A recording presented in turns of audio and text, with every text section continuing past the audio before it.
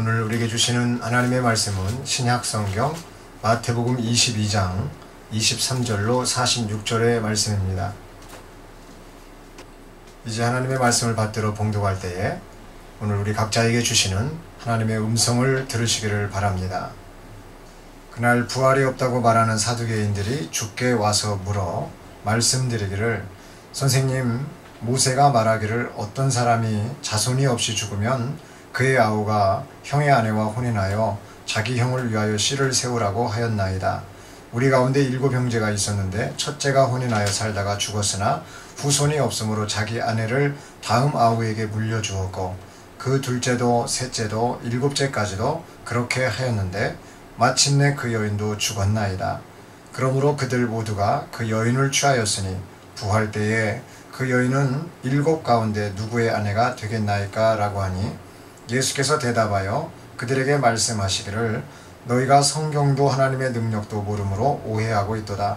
부활 때에는 그들은 장가도 시집도 가지 아니하고 하늘에 있는 하나님의 천사들과 같으니라.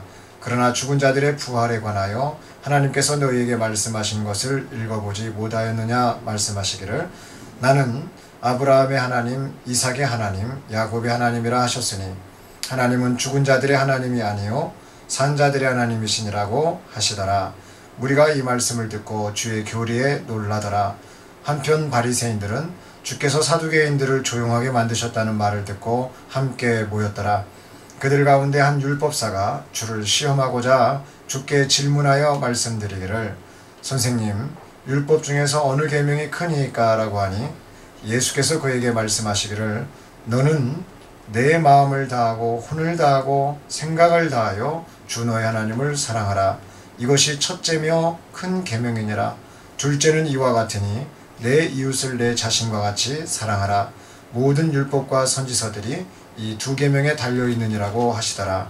바리새인들이 함께 모여 있을 때에 예수께서 그들에게 물어 말씀하시기를, 너희는 그리스도에 관하여 어떻게 생각하느냐? 그가 누구의 아들이냐고 하시니, 그들이 주께 말씀드리기를 다윗의 아들이니이다 라고 하더라. 주께서 그들에게 말씀하시기를, 그러면 어찌하여 다윗이 영 안에서 그를 주라 부르며 말하기를, 주께서 내 주께 말씀하시기를, 내가 내 원수들을 내 발판으로 삼을 때까지 너는 나의 오른편에 앉아 있으라 하였겠느냐? 그러므로 만일 다윗이 그를 주라 부른다면 어떻게 그가 다윗의 아들이 되겠느냐고 하시니, 주께 단 한마디도 대답할 수 있는 자가 없고 그날부터 더 이상 주께 감히 묻는 자도 없더라. 아멘.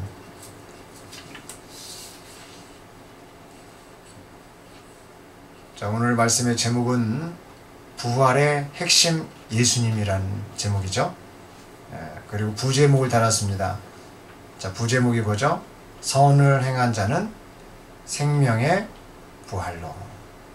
오늘 제목은 부활의 핵심 예수님이다.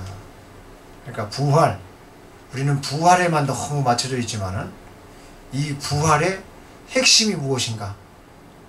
예수님이라는 거예요. 부활은 죽었다가 살아난 사람들도 있습니다. 그렇죠? 예수님이 죽었다가 살린 자들도 있고, 그들도 부활은 했지만 의미로 봤을 때는 큰 의미가 되지 못했죠. 그러나 예수님이 죽었다가 살아나신 이 사건, 이것은 역사적인 사건일 뿐만이 아니라 실제일 뿐만이 아니라 기독교 신앙의 핵심이다. 부활 신앙은 핵심이다. 그럼 그 부활 신앙의 핵심은 또 뭐냐? 그 핵심의 핵심은 뭐냐? 꼭 이거죠. 양성자 안에 분자가 있고, 분자를 들어가니까 또 에너지가 있고, 막 이렇게 들어가고 쪼개고. 우리가 피부를 들어가면 이 피부 안에서 표피가 있을 거고, 표피 안에서 또 세포가 있을 거고, 그 세포 안에 쪼개 들어가면 그게 핵심, 가장 중요한 핵인 것처럼 부활의 핵심은 예수님이라는 것입니다. 자, 오늘 말씀은 3가지의 대화가 나와요. 자, 첫 번째는 무엇이죠? 사두개인들하고 예수님하고 대화가 나오고, 2 번째는 바리새인하고 예수님의 대화가 나오고, 그 다음에 3 번째는 예수님이 바리새인에게 찾아간 그 예수님과 바리새인의 대화가 나옵니다. 자, 그럼 이 3가지의 대화를 통해서 오늘 우리는 부활의 핵심인 예수 그리스도에 대해서 알아볼까 합니다. 마태복음 22장 23절로 33절에 예수님은 누구신가? 오늘 첫 번째, 누구의 대화라고요? 사두개인들과 예수님의 대화입니다. 자, 사두개인들은 어떤 사람들이냐? 23절에 나와 있죠. 그날 부활이 없다고 말하는 사두개인들이, 자기들은 부활을 안 믿어요. 부활이 없다고 생각해요. 자기들은 부활이 없다니까. 그런데 부활이 없다고 하는 사람들이 예수님 앞에 나오는 거예요. 자, 이걸 여러분 정말 잘 알아야 됩니다. 얼마 전에 제가 기독교 방송을 들었습니다. 그 기독교 방송의 내용이 뭐냐면 이 엄마 뱃속에 쌍둥이들이 서로 하는 이야기입니다. 이 이야기를 어떤 분이 희곡을 해서 만든 건데요. 한 아이는 엄마를 인식을 하는 거예요. 그 뱃속에 있으면서 엄마라는 존재가 있다.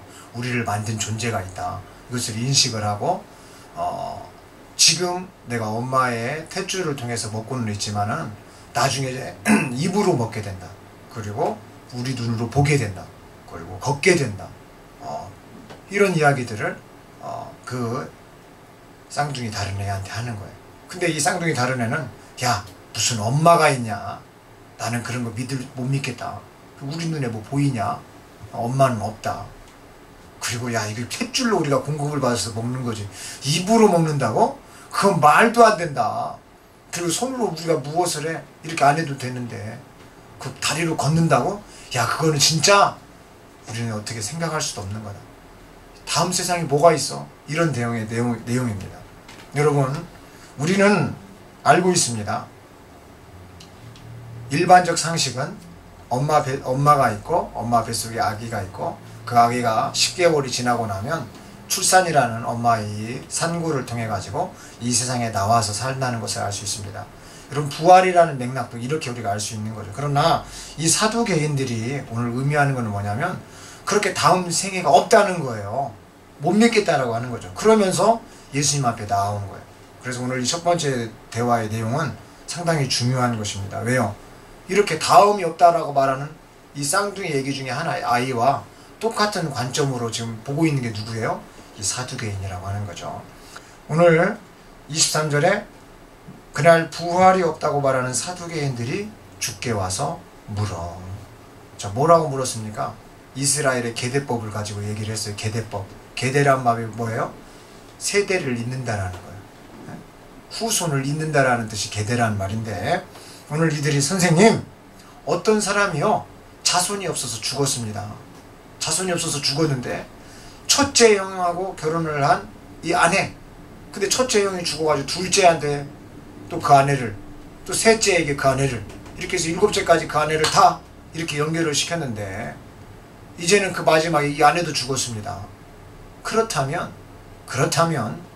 이 아내는 누구의 아내입니까? 이게 질문이에요. 참 웃기죠?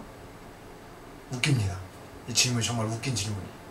본인들은 부활이 없다고 믿고 있으면서 이스라엘의 계대법을 가지고 얘기했다는 거예요. 첫째의 아내, 둘째의 아내, 셋째의 아내, 그렇게 해서 일곱째 아내가 되면 나중에 이 일곱째 아내까지 죽었다. 그러면 부활 때에는 누구의 아내가 되겠느냐? 이해가 되질 않지 않냐? 지금 이런 이야기를 하고 있는 거죠. 그런데 예수님이요 이들에게 이렇게 말했습니다. 31절에 보면 죽은 자의 부활에 관하여 하나님께서 너에게 말씀하신 것을 읽어보지 못하였느냐? 말씀하시기를 나는 아브라함의 하나님, 이삭의 하나님, 야곱의 하나님이 아니냐고 하셨으니 하나님은 죽은 자들의 하나님이 아니요 산 자들의 하나님이시니라고 하시더라. 복잡한 이야기 같죠?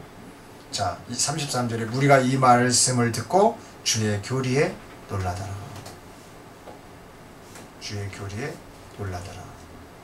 지금 부활에 대해서 사두개인들이 생각하고 있는 것은 논리인데 어떤 논리냐면 교리입니다. 교리. 그러니까 말씀보다 지금 뭐가 앞서 있는 거예요. 이 사람들은 논리. 말씀보다는 사람들의 관례, 말씀보다는 사람들의 전통, 말씀보다는 생활 패턴, 이런 것들을 강조한 거예요. 이스라엘의 계대법, 후손을 이어야 되기 때문에 첫째부터 시작해서 일곱째까지 그 관례에 따라서 보면 이런 하나님 못 믿겠다, 이런 부활 못 믿겠다, 이런 이야기를 하는 거죠. 이해가 됩니다. 그러니까 부활의 핵심에 대해서 사두개인들도 유대인이었어요. 그들이 여호와를 믿었습니다. 그런데 지금 이들이 흘러가는 곳은 전통으로 흘러가 버린 거예요. 삶의 패턴 방식으로 흘러가는 거예요. 그러니까 삶이 더 중요한 거예요. 삶에서 바라보는 이론이 중요한 거예요. 삶에서 이해가 되어지는 것들만 믿는 거예요. 삶에서 이해가 안 되어지면 못 믿는 거죠. 그건 신비주의적인 것이고 그릇된 것이고 잘못된 것인 거죠. 사두개인들은 오늘 부활이 없다고 철저히 믿는 사람들입니다. 내세의 삶이 없고 우리가 지금이 중요해. 지금 잘 살면 돼. 지금 즐기면 돼. 지금 좋은 게 좋은 거예요. 나중에 좋은 것은 중요치 않다니까. 그러니까 지금 어떻게 해서든지 지금 누리고 지금 행복하고 지금에만 초점이 맞춰 있어요. 이해가 되십니까? 이게 사두개인들이라는 거예요. 저는요, 어렸을 때부터 목사가 될 때까지 누가 사두개인들에 대해서 쉽게 설명해 주는 걸 못 봤어요. 근데 오늘 말씀을 보니까 이 부활이 없다고 믿는 사두개인들은 내세가 중요하지 않고 현세가 중요해요. 그러니까 본질이 중요하지 않고 비본질이 중요한 삶으로 패턴이 바뀌어버린 거죠. 그런데 이 부활 문제에 대해서 이렇게 계대법을 가지고 나와가지고 주님 앞에 얘기를 할 때 주님은 이 사람들이 다 죽었습니다. 마지막에 이 아내까지도 죽었습니다. 그럼 누구의 아내라고 할 수 있습니까? 부활 때에는. 자기들 나름대로 부활을 설정한 다음에 얘기를 해요. 부활을 믿지도 않으면서 부활을 설정하고 얘기를 했어요. 그때 예수님은 정확히 얘기했어요. 예수님은 나는 죽은 자의 부활에 대해서 내가 정확히 설명해 줄 텐데 죽은 자의 하나님이 아니라 산 자의 하나님이라는 것을 읽지 못했느냐. 그들은 죽었다. 예수님이 말하는 죽었다는 어디에 갔다는 거예요? 지옥으로 떨어졌다는 거예요. 여러분, 이게 중요한 거예요. 예수님이 죽었다라고 말하는 것과 지금 이 사람들이 계대법을 가지고 죽었다라고 하는 내용은 완전 다른 거예요. 다르지만 예수님은 이들이 부활했다라고 말을 하지 않는 거예요. 부활은 어디다 써먹는 거냐? 죽은 자한테 써먹는 게 아니에요. 부활은 영적인 단어입니다. 아멘. 부활은 육적 단어, 지적 단어가 아니에요. 부활은 생활 습관에서 나오는 단어가 아니란 말이에요. 부활이라는 단어는 영적 단어예요. 그래서 예수님이 말씀하시는 이 부활은 나는 아브라함의 하나님, 이삭의 하나님, 야곱의 하나님이 아니냐. 이 말씀 못 들어봤냐. 그러므로 하나님은 죽은 자들의 하나님이 아니요 산 자들의 하나님이라. 그러면 여기서 말하는 아브라함, 이삭, 야곱은 어디를 갔다는 거예요? 천국 갔다는 거예요. 왜? 이들은 산자니까. 나는 산자의 하나님이라. 여기 보세요. 중요하다니까. 사두개인들은 죽은 자들을 얘기했고 예수님은 산자들을 얘기했다. 이게 중요한 거다. 이게 중요한 거예요. 부활은 정확히 말을 하면 생명이라는 말과 연결이 됩니다. 살아있다는 말과 연결이 돼요. 죽어서 죽은 자들에 대한 이야기를 예수님이 하시는 게 아니고 죽어서 산 자들의 이야기를 한다 이 말입니다. 중요한 이야기죠. 그래서 우리가 이 말씀을 듣고 주의 교리에 놀랐다. 예수님의 교리는 오늘 세상 사람들이 말하는 논리적인 어떤 그런 교리적인 문제가 아니고 생각에서 뽑아져 나온 말이 아니고 예수님은 진리를 말해야 되기 때문에 진리는 변하지 않는 거잖아요. 생명은 변하지가 않기 때문에. 그래서 생명이 죽어서 부활을 할 때 아브라함, 이삭, 야곱도 역시 살아있는 자다. 나는 산자의 하나님이다. 예수님은 이 부활에 대한 이야기를 했다 이 말이에요. 그러니까 사두개인들은 종국적으로 부활을 믿지 않은 상태에서 부활이 없다고 이야기를 하고 이런 부활을 못 믿겠다고 이야기를 하고 그럼 이런 사람들은 부활은 어떻게 되느냐라고 이야기를 했지만은 예수님은 교리적인 문제를 그걸 풀어가는 것이 아니라 예수님의 교리는 말씀이었다. 그 말씀을 가지고 생명을 전했다라고 하는 것입니다. 그러면서 여기서 예수님은 전한 거예요. 무엇을 전했어요? 천국과 지옥을 나눴다. 죽은 자들의 하나님이 아니라 나는 산 자들의 하나님이라. 이 말은 지옥과 천국을 얘기하셨다라고 하는 거예요. 얘기보다는 정확히 말하면 암시를 준 거죠. 이 비유의 이야기를 통해서, 이 말씀의 이야기를 통해서 암시를 준 거예요. 아브라함, 이삭, 야곱은 지금 어디가 있느냐? 천국에 가 있다. 그 7명과 그 한 명의 아내는 어디가 있느냐? 지옥에 가 있다. 천국과 지옥 이야기를 암시한 것입니다. 자, 두 번째는 오늘 예수님 누구실까요? 바리새인과 예수님의 그 대화를 통해서 보면 알 수 있습니다. 마태복음 22장 오늘 34절로 40절에 보면은 이 바리새인들은 또 누구냐? 부활이 있다고 믿는 강경파예요. 하하, 재밌죠? 오늘 말씀 재밌습니다. 사두개인은 부활이 없다고 믿는 강경파고, 바리새인은 부활이 있다고 믿는 강경파예요. 근데 왜 이 이야기를 기록을 해놨는가? 이 부활에 있어서 가장 핵심이 아까 뭐였다고요? 부활의 핵심이 뭐였다고요? 예수님. 그것을 강조하기 위해서 오늘 이 패턴이 쓰인 거예요. 오늘날 수없이 많은 부활주의, 우리가 부활에 대해서 생각하고 있지만은, 그럼 부활에 대해 생각할 게 아니라 예수님에 대해 생각해야 된다. 아멘. 부활만 생각하고 있다가는 오늘 바리새파, 강경파, 이 바리새인 강경파처럼 될 수 있다는 것을, 그럼 어떤가 한번 살펴보겠습니다. 마태복음 22장 34절을 보시겠습니다. 한편 바리새인들은 주께서 사두개인들을 조용하게 만드셨다는 말을 듣고 함께 모였더라. 자, 보세요. 예수님을 십자가에서, 어디서? 십자가에서 못 박아 죽일 때는 바리새인, 사두개인, 또 에세네파라고 불리는 어떤 열심당원들이 있고요. 그리고 레위인, 서기관, 제사장, 그 다음에 이 이스라엘의 권력, 로마 권력이 하나가 되고, 이렇게 부활 문제 하나 가지고도 하나가 되지 못하고 다 나눠지는 이런 사람들이 신기하게도 예수님을 죽일 때는 전부 하나가 돼요. 이것이 세상이 보여주는 것입니다. 그러니까 논리 가지고, 생각 가지고, 어떤 사상 가지고, 신학 가지고, 여러분 예수님 모르면은 다 그거 가지고 있다가 끝나는 거예요. 우리는 이런 우를 범하지 아니하고 오늘 이 말씀을 통해서 정확히 이 부활신앙의 핵심이 되는 예수 그리스도를 붙들으시는 우리 온 교우들이 되시기를 주님의 이름으로 축복합니다. 자, 바리새파들이, 오늘 바리새인들이 모여있어요. 그러니까 바리새파지. 파라고 하는 것은 모여있다 이거야. 그 무리가. 바리새인들이 지금 뭐라고, 왜 모여있어요? 사두개인들을 조용하게 만드셨다. 이 말은 무슨 뜻이에요? 예수님이 교리적인 대화를 가지고 지금 어땠다? 눌렀다. 이기셨다. 아무도 반박 못하도록 예수님이, 우리가 전할 메시지를 예수님이 전해주셨네.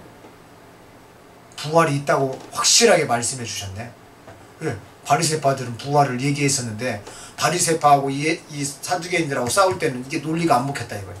근데 예수님이 와가지고 자기네 편에 서가지고는 부활에 대해서 밀어붙인 거야. 그러니까 사두개인들이 밀려난 거죠.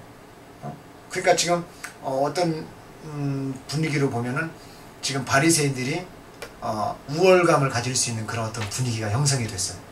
네? 이해가 되시죠? 자, 지금 모여 있습니다. 그럴 때 35절에 그들 가운데 한 율법사가, 여러분 율법사는요 말씀을 많이 아는 사람일까요? 말씀을 적게 아는 사람일까요? 말씀을 많이 알고 있는 사람, 100% 알고 있지는 못해도 말씀을 많이 알고 있는 이 율법사가 참 주님한테 배우려고 물어봤으면 참 좋은데, 여러분 중요한 거예요. 우리가 질문을 하려면 배움을 갖고자 하는 질문을 해라. 무시하려고 질문하지 말고 배움을 가지려는 질문을 해라. 자, 따라서 하겠습니다. 우리가 질문하려면 배우려고 질문하자. 그러니까 배우려고 질문하지 않을 거면 말을 하라 하지 말아라?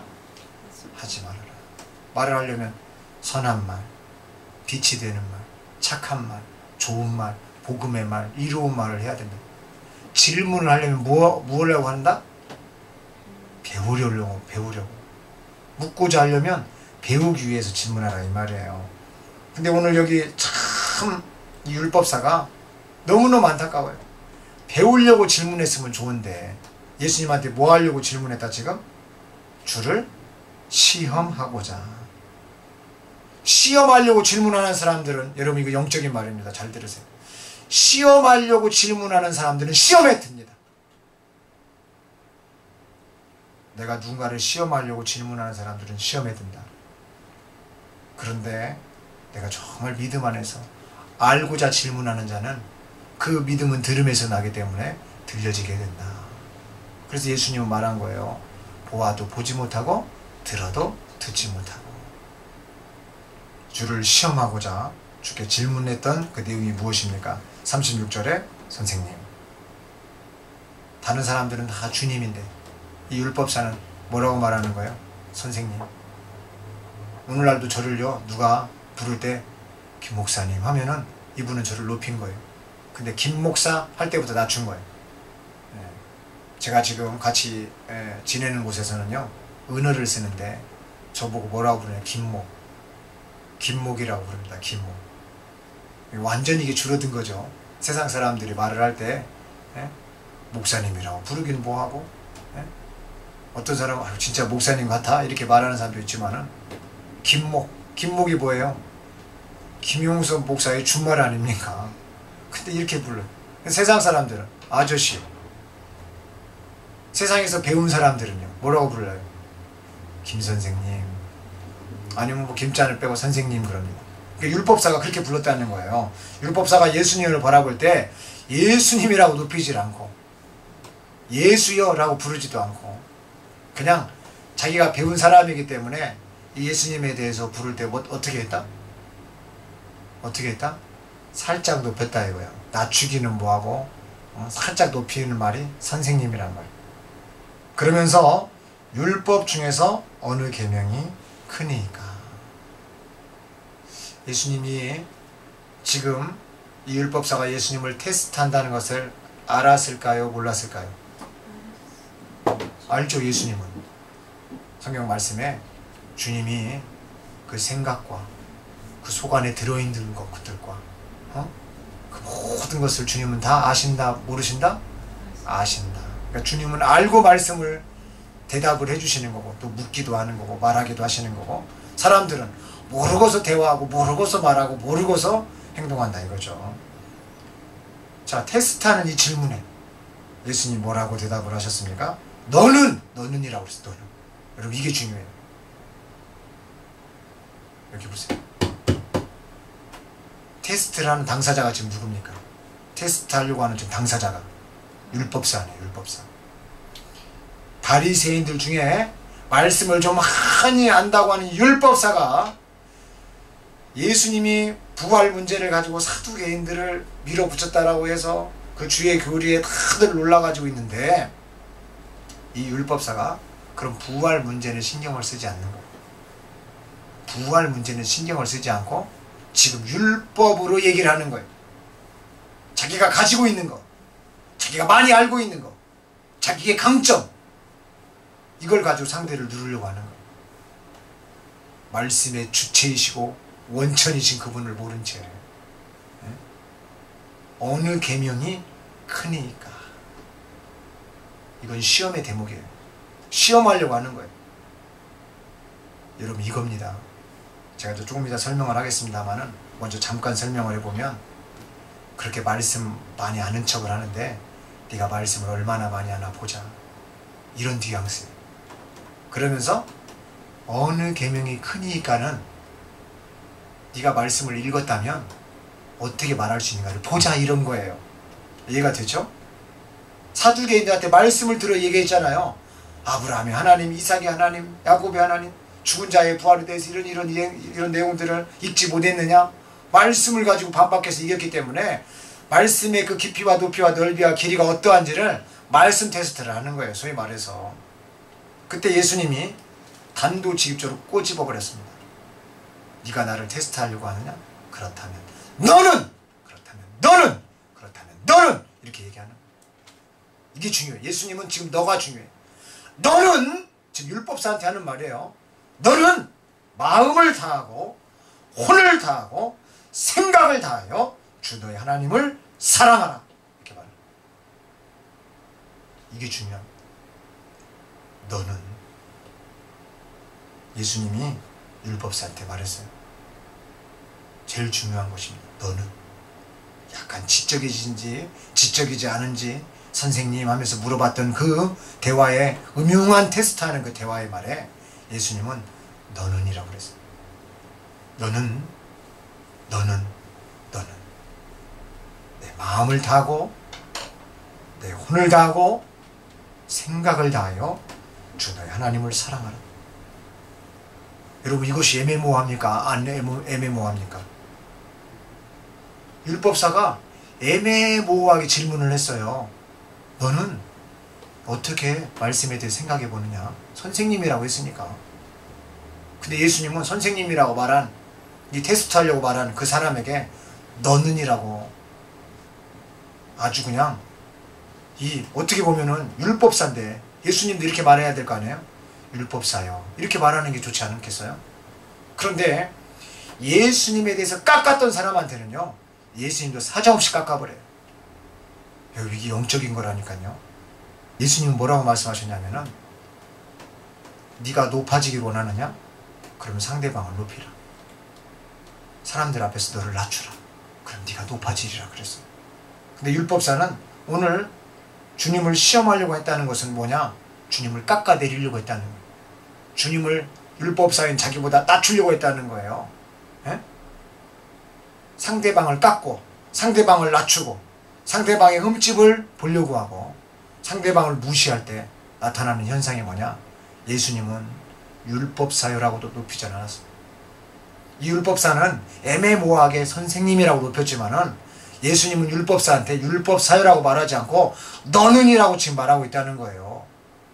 다른 사람 얘기하지 마라. 지금 네가 나를 테스트하려고 하냐? 지금 네가 나를 무시하려고 하냐? 지금 네가 나를 아주 우습게 보고 있구나. 이런 거예요. 그러면서 예수님이 너는이라고 말을 한 거예요. 그렇다면 너는 네 마음을 다하고 혼을 다하고 생각을 다해서 하나님을 사랑하고 있느냐? 지금 이런 메시지를 주고 있는 거예요. 근데 여기서는 메시지가 아니라 하라라고 하는 아주 능동태형으로 얘기를 해준 거예요. 너는 있잖아, 네 마음을 다하고 너의 혼을 다하고 내 생각을 다하여 주 너의 하나님을 사랑하라. 이것이 첫째이며 큰 계명이니라. 뭐가 크냐고 말을 하니까 예수님은 이것이 첫째고 큰 계명이라고 말을 했고, 지금 누구한테? 율법사 너는. 두 번째는 이와 같으니 내 이웃을 너라는 거예요. 너 이웃을 네 자신과 같이 사랑하라. 그러니까 예수님은 이 속을 보고 말하는 거예요. 마음 다하지도 않고 혼을 다하지도 않고 생각을 다하지도 않고 그냥 말씀만 안다선이가 되어있는 척척척척거리는 그 바리새인 중에 율법사에게 네 자신과 같이 사랑하라. 야, 네 자신은 사랑하잖아. 네 자신은 아프면 치료받고 네 자신은 몸 아프면 운동도 하고 이것저것 맛있는 것도 먹고 너는 너에 대해서 신경을 많이 쓰지. 그 율법사 지금 네 자신의 모습 아니냐. 그런데 네 자신을 그렇게 사랑하듯이 이웃도 한번 그렇게 사랑해봐라. 그처럼 그와 똑같은 것은 하나님을 사랑하는 것이다. 정말로 마음을 다하고 있느냐? 혼을 다하고 있느냐? 생각을 다하고 있느냐? 이 말은 전심전력하고 있냐 이 말. 모든 것을 다 들이붓고 있냐. 여기서 바리새인들의 이해의 배경을 자 다시 한번 우리가 정리해 보겠습니다. 사두개인들이었어요. 사두개인들은 부활이 없다고 했는데 바리새인들은 있다고 하고 있었습니다. 근데 예수님이 그 사두개인들을 향해서 죽은 자의 부활이 아니라 산자의 부활을 말씀하셨습니다. 그래서 바리새인들은요, 자신들과 같이 부활을 믿고 있고 부활에 대해서 설명하는 예수님께 부활에 대한 질문을 할 필요가 없었습니다. 단지 예수님이 사두개인들에게 대화를 할 때에 31절에 보면 하나님께서 너희에게 말씀하신 것을 읽어보지 못하였느냐라는 이 말씀을 인용하는 것을 듣게 되면서 바리새인들은 이 대화의 포커스를 부활에서 율법으로 잡게 됩니다. 그 이유는 모든 것을 많이 배운 자신들이 배움이 없고 시골 출신이며 흠모할 만한 것이 없는 예수님보다 절대적인 위치에 우위에 있다는 것을 상기시키고 자신의 부활 이론과는 극구 반대되는 사두개인들도 누그러뜨리며 자신들의 그 세를 과시하고자 하는 바리새인들의 그러한 의도가 있었다라고 생각해 볼 수가 있는 것입니다. 그래서 율법의 포커스를 맞추고 부활보다는 다른 논제로 흐르도록 만들었던 것입니다. 여러분, 기독교의 신앙은 앞서도 말씀드렸습니다마는 부활 신앙입니다. 이것이 가장 큰 논제가 되어야 합니다. 누가 부활하는 것인가? 그 롤모델은 예수님이어야 합니다. 오직 예수님이다라고 하는 것입니다. 그런데 이들은 예수님을 바라보지 않았습니다. 율법에 오늘말로 말하면 말씀에만 매여있는 형국입니다. 예수님 없는 말씀이란 뜻입니다. 아는 것도 많고 배우는 것도 많고 가진 것도 많고 위치도 위상도 높고 세상적으로 보면 아주 메리트가 많아 보입니다. 그러나 이들에게는 말씀이 육체가 되신 예수님이 없습니다. 말씀의 완성이신 예수님이 없습니다. 예수님이 없기 때문에 말씀 이야기만 하는 것입니다. 제가 늘 강조하지만 여기 보세요. 어떤 사람이 책을 썼어요. 자, 책을 썼어요. 어떤 사람이 책을 썼어요. 책이 중요합니다. 그죠? 책 없는 것보다는 책이 중요하죠. 그러나 이 책이 저자가 온다면 책이 중요합니까? 저자가 중요합니까? 저자가 중요해요. 제가 늘 설명하지만 저자가 중요하다. 바리새인들은요, 제가 늘 강조한 이 대목을 모르는 거예요. 저자에는 관심이 없는 거예요. 책에만 관심이 있는 거예요. 바리새인들의 오늘 그들의 신앙 형국이 이랬다는 것입니다. 율법을 가까이에서 예수님이 오셨을 때, 아하! 이 책을 쓴 분이 저분이구나. 이 책을 기록하라고 한 분이 저분이구나. 우리가 이 책을 연구한 바가 바로 이분에 대한 말씀이었던 거구나. 이 책에 대한 모든 내용이 바로 이분에 대한 내용이구나 하면서 예수님을 알아챘어야 되는데 그들은 예수님에게는 전혀 관심이 없었던 거예요. 이들이 말했던 하나님, 하나님의 아들, 아버지, 말씀, 메시아, 그리스도, 전능자, 한 아기, 어린 양, 이런 말을요 예수님에게 대입할 수 없었던 것입니다. 이 얼마나 안타까운 일입니까? 이들에게 부활은 진정으로 없는 것입니다. 있다면 사두개인들이 예수님에게 말했던 그 죽은 자의 부활뿐인 것입니다. 그래서 바리새인들은 예수님을 뒤로하고 지적인 수준과 그 틀을 가지고 율법에서 가장 큰 계명이 무엇이냐고 단지 그것만 테스트하려고 시험하려고 물었던 것입니다.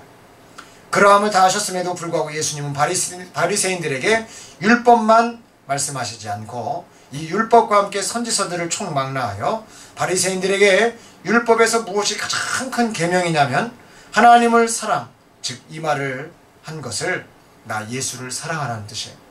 그리고 이웃사랑, 이 말을 한 것은 나 자신이 귀하듯이 다른 사람도 귀하다라고 이렇게 보라라는 뜻입니다. 이것을 알려주셨어요. 여러분, 사두개인들과 예수님의 부활 이야기를 다 아는 바리새인들이 오늘 예수님과의 대화 가운데서 범한 오류가 무엇입니까? 부활에 대한 이해를 돕기 위해서 부활이라는 단어를 빼버리면 이해가 쉽습니다. 이것을 천국 이야기로 전환해서 제가 말씀을 다시 한번 설명해 보도록 하겠습니다. 쉽게 말하면 바리새인들은 천국이 존재하는가? 천국에 들어가는 가장 큰 계명은 무엇인가? 이렇게 질문을 했던 거예요. 이 바리새인들의 질문에 답해 예수님은 천국은 존재한다. 그리고 천국에 들어가는 가장 큰 계명은 하나님과 이웃을 내 몸처럼 사랑하는 것이라고 답을 주셨습니다.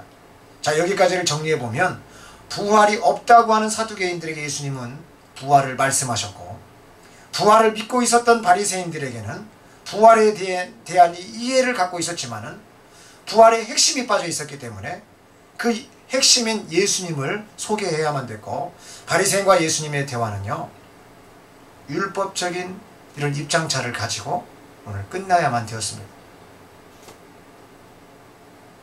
이제 세 번째 대화예요. 오늘 마지막 대화. 예수님과 바리새인. 마태복음 22장 41절로 46절에 보면 이제는요 바리새인들이 함께 모여 있을 때에 율법사가 예수님을 시험한 게 아니라 이제 예수님이 모여 있을 때 그들에게 물으러 오십니다. 참 예수님이 찾아간 적도 귀한데 오늘 바리새인들한테 찾아가셔서 얘기했다니까요. 그들 파한테. 22장 42절에 보세요. 너희는 그리스도에 관하여 어떻게 생각하느냐? 그가 누구의 아들이냐?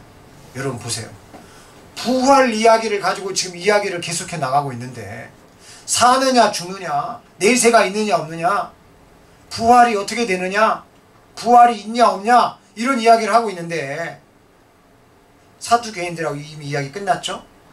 바리새인들이 중에서 율법사가 주님을 시험하는 이야기도 다 끝났죠? 부활에 대한 이야기에서 율법에 대한 이야기로 바뀌었죠? 부활이 있다고 하는 그 강성파들인 바리새인들이 예수님이 빠진 부활을 얘기하고 있죠? 여기서는 부활을 이야기 안 하고 있는데 부활 얘기를 예수님이 하셨고, 산자에 대한 부활 이야기를, 아브람과 이삭과 야곱의 나는 산자의 하나님이라는 이야기를 읽지 못하였느냐? 하나님은 죽은 자 하나님이 아니라 산자 하나님이라 일단락하고, 이쪽에서 이제 부활 이야기를 할 줄 알았는데 바리새인들 중에 부활 이야기를 하지 않고 율법 이야기로 바뀌어버렸다. 그럼 예수님이 왔으면 우리도 부활을 믿고 있는데 예수님이 생각하시는 그 부활 그 좀 얘기해 주십시오. 이렇게 나면 얼마나 좋아요. 근데 이 부활 이야기가 빠지고 그냥 싹 없어져 버린 거예요. 율법 이야기로. 그럴 때 예수님이 부활의 핵심, 율법의 핵심이 되는 예수님 이야기로 지금 모든 상황을 바꿔갑니다. 그러니까 이 질문이 이해가 되는 거예요. 저는요 처음에 이런 질문들을 이야기할 때 이해가 안 됐어요.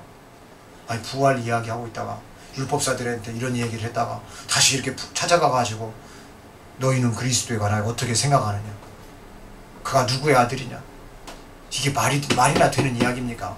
이 전체적인 패턴을 이해하지 못하면 이거는요 문맥상에서 도저히 이해할 수 없는 말이에요. 그들이 예수님께 말씀을 했습니다. 대답했죠? 다윗의 아들이니이다. 그러니까 그리스도에 관하여 누구의 아들이냐? 다윗의 아들입니다. 예수님이 또 질문합니다. 그러면 어찌하여 다윗이 영안에서 그를 주라 부르며, 45절에 다윗이 그를 주라 부른다면 어떻게 그가 다윗의 아들이 되겠느냐?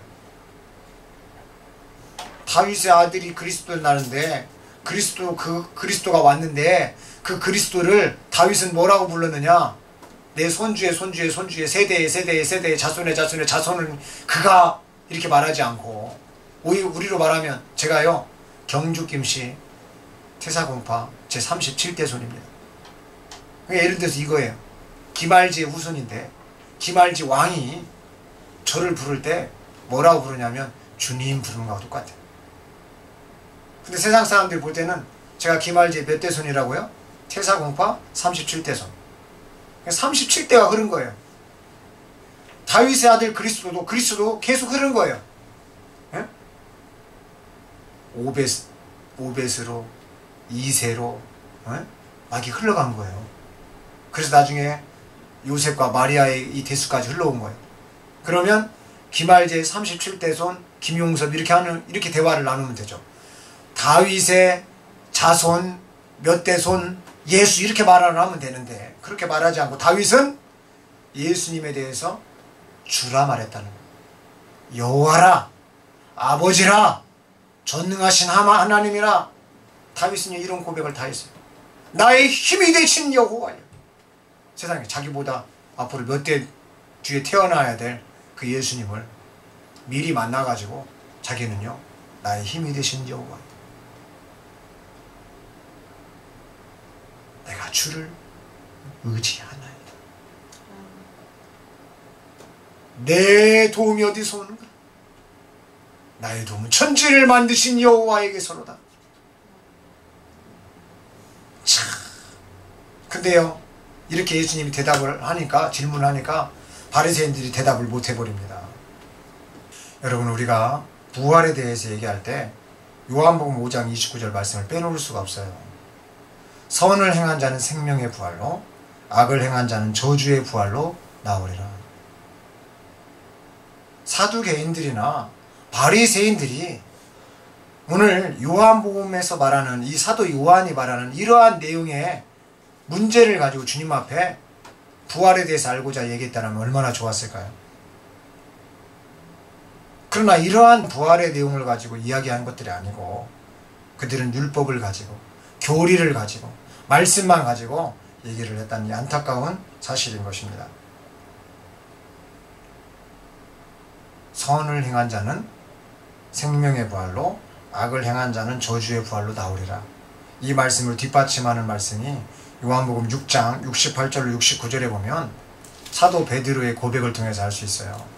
그때 시몬 베드로가 대답하기를, 주여, 우리가 누구에게로 가오리까? 주님께는 영생의 말씀이 있나이다. 우리는 주께서 그 그리스도 곧 살아계신 하나님의 아들이심을 믿으며 또 확신하나이다라고 하니라. 아멘. 그런데 여기서 오늘 사도 베드로는 우리가 누구에게로 갑니까? 영생의 말씀이 우리에게 있는데, 우리는 그 그리스도 살아계신 하나님이 되신 것을 주님이, 예수님이 그러신 분이라는 걸 우리는 믿습니다.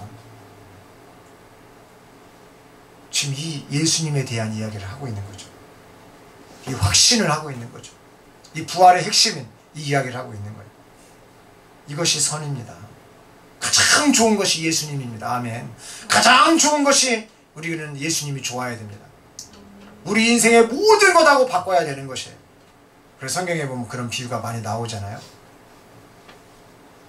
천국을 가게 되는데 값진 보화의 비유, 진주 하나가 있다. 이것을 발견한 사람은 자기의 밭을 팔아가지고 이 진주를 산다. 자기 밭을 다 팔아버리는 거예요. 자기 인생을 다 파는 거예요. 여러분, 우리는 우리 인생을 다해서 예수님을 사야 돼요. 우리 인생을 다해서 예수님을 놓치면 끝나요. 우리 인생을 다해서 예수님을 아는 것은 축복이다. 그것이 선이다는 거예요. 굿앤 굿, 가장 좋은 것 중에 좋은 것, 가장 선한 것 중에 선한 것. 그래서 선을 행한 자는 생명의 부활. 제가 지금 이 선에 대해서 말씀드리는 거예요. 선이 무엇이냐? 오히려 사두개인들이 선에 대해서 묻고 바리새인들이 선에 대해서 물었다면 예수님은 이 선인 자기를 알려주셨을 거예요. 근데 예수님도 질문만 하고 끝내버리는 거예요. 너희는 그리스도에 관하여 어떻게 생각하느냐? 그가 누구의 아들이냐? 다윗은 그를 왜 주라 불렀느냐? 그가 어떻게 다윗의 아들이 되겠느냐? 한마디도 바리새인들은 대답을 못했습니다. 그러나 사도 베드로는 믿었다는 거예요. 그 그리스도, 살아계신 하나님의 아들, 그 전능자, 그 여호와가 우리가 아버지라고 불렀던 분, 이 세상에 어린 양으로 오시는 분, 그분이 예수님. 우리에게 예수님이 있는데 우리가 어디로 갑니까?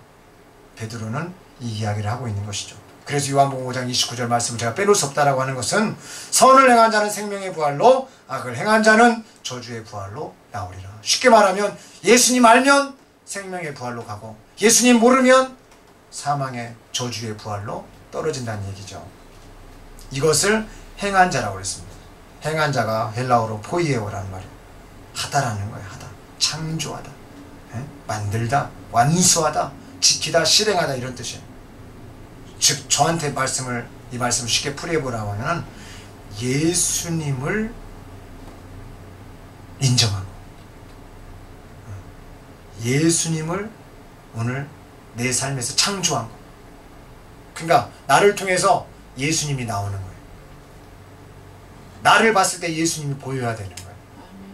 나에게서 예수님이 느껴져야 되는 거예요. 요한복음 17장 3절에 영생은 이것이니 그 사람들이 유일하시고 참 하나님이신 아버지와 아버지께서 보내신 예수 그리스도를 아는 것이옵니다. 자, 그러니까 영생과 부활은 뗄래야 뗄 수 있습니까? 없습니까? 없는 거죠. 죽음에서, 부활이라고 하는 것은 죽음에서 다시 사는 거예요. 다시 사는 것. 근데 이 바리새인들이 이해하고 있는 건 영원히 사는 것을 말하는 거예요. 그 영원히 사는 것은 알고는 있지만 영원히 진짜 살기 위해서, 그 천국은 영원히 사는 것 아닙니까? 그 영생 천국에 가기 위해서는 유일하시고 참 하나님이신 아버지와 아버지께서 보내신 예수 그리스도를 아는 것이다. 그러니까 예수님을 모르면 전부 다 지옥 떨어진다는 거예요. 아버지가 예수님입니다. 아버지께서 보내신 메시아가 그리스도요, 이 그리스도가 예수님이십니다. 우리에게 예수님이 있다면 우리도 예수님처럼 죽으나 살게 됩니다. 이것이 영생이요, 이것이 선이요, 이것이 부활인 것입니다. 오늘 요한복음 11장 25절로 27절의 말씀을 읽고 말씀을 마칠까 합니다. 마르다와 예수님의 대화입니다.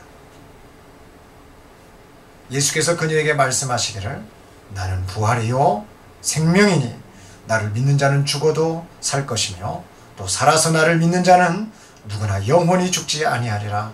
내가 이것을 믿느냐고 하시니 그녀가 주께 말씀드리기를 예 주여 나는 주께서 세상에 오실 그리스도 곧 하나님의 아들이심을 믿나이다라고 하더라. 기도하겠습니다.